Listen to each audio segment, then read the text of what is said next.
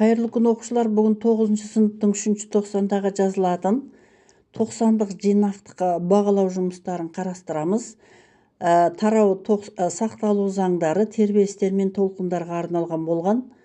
Массалары 7 килограмм жана 3 килограмм, ал жылдамдыктары сайкесинче 3 метр секунд жана 2 метр секунд эки дене бири-бирине каршы козголуп серпимсиз соктуксат.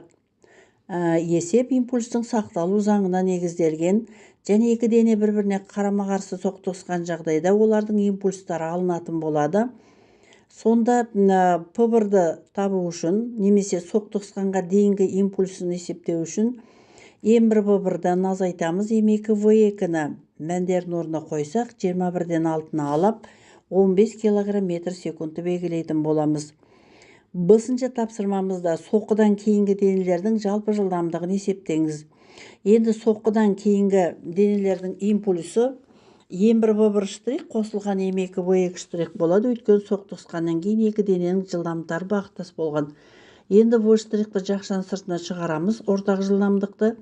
Сонда Пны М1 косулган М2ге бөлөтүн болдук. 15ти 10га бөлөбүз, немесе 1,5 метр секунд соктукскандан кийинки эки дененин импульсу чыгат.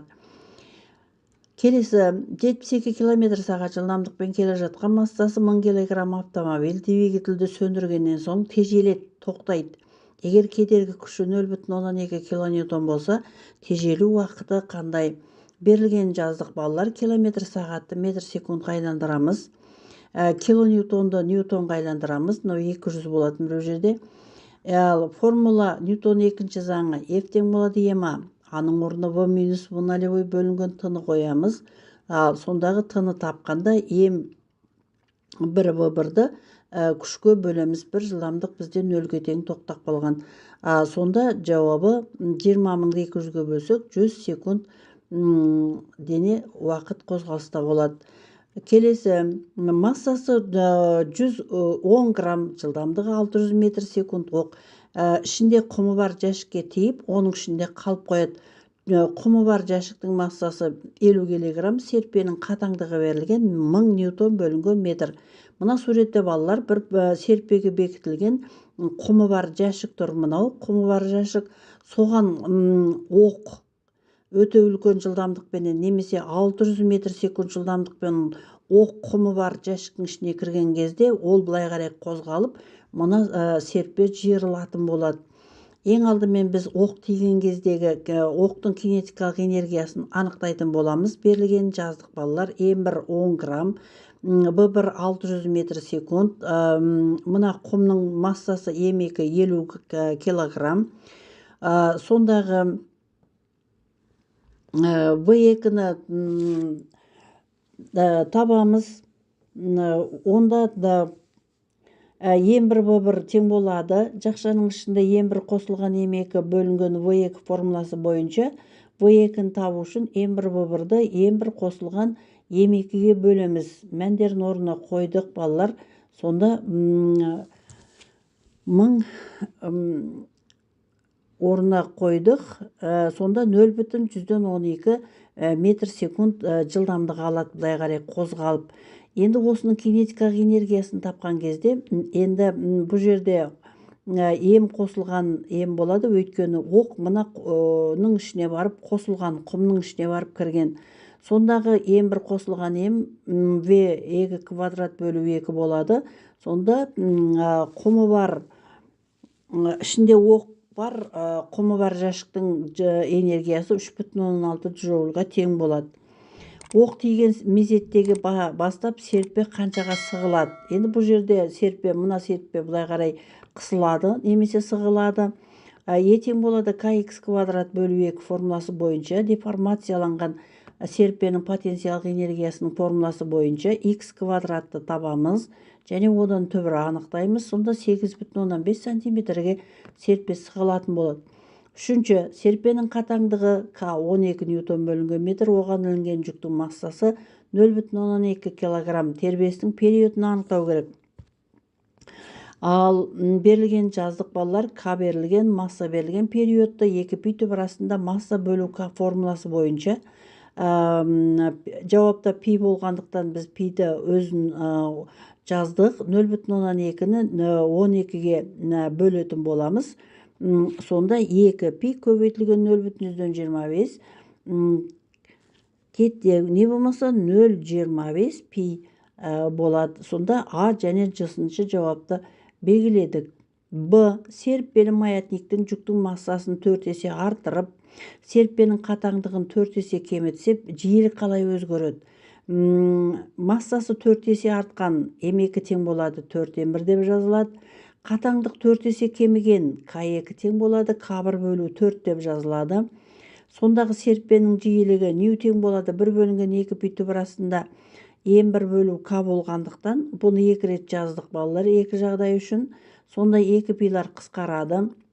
Сонда мына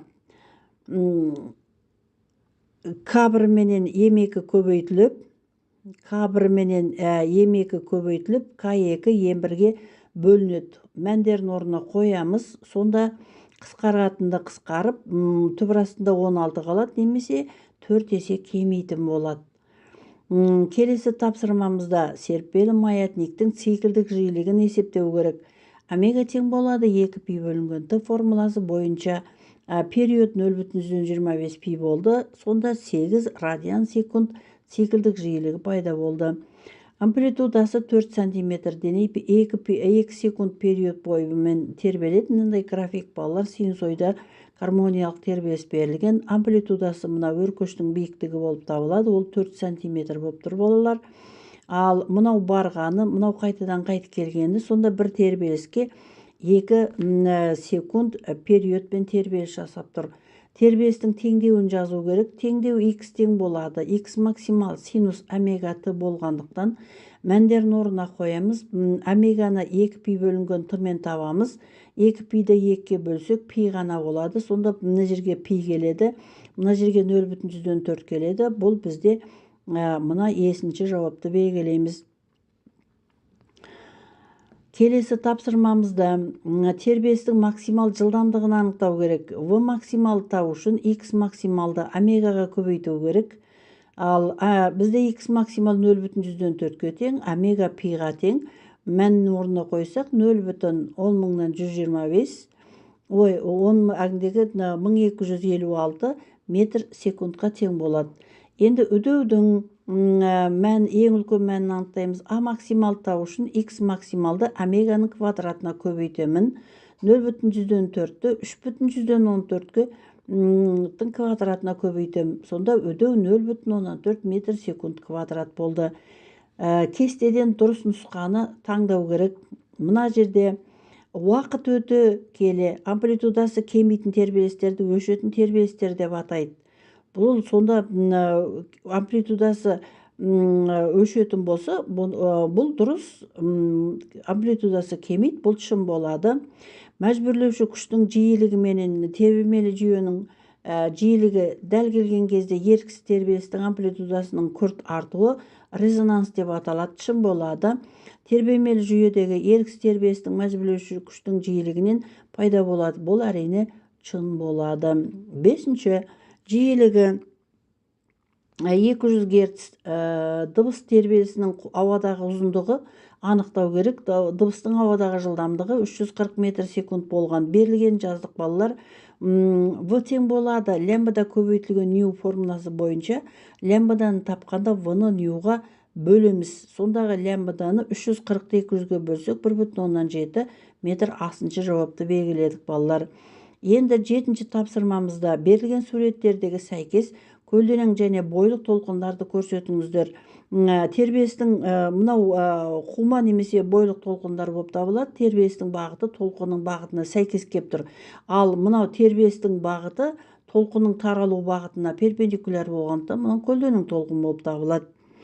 Ал келесі мына сөйлемнің ішінде бос орындарды жаздық. Мына жерде амплитудамен анықталады, дыбыстың биіктігі жиілікпен анықталады, тембр ол адамның дауысының немесе аспаптың үнінің сәйкес әдемі бояуы, бұл тембр деп аталат балалар. Резонанстың анықтамасын белгілеп қойдық. 6-шы жауапта резонанс. 7-ші тапсырмаларда сол сәйкестік көрсетілді.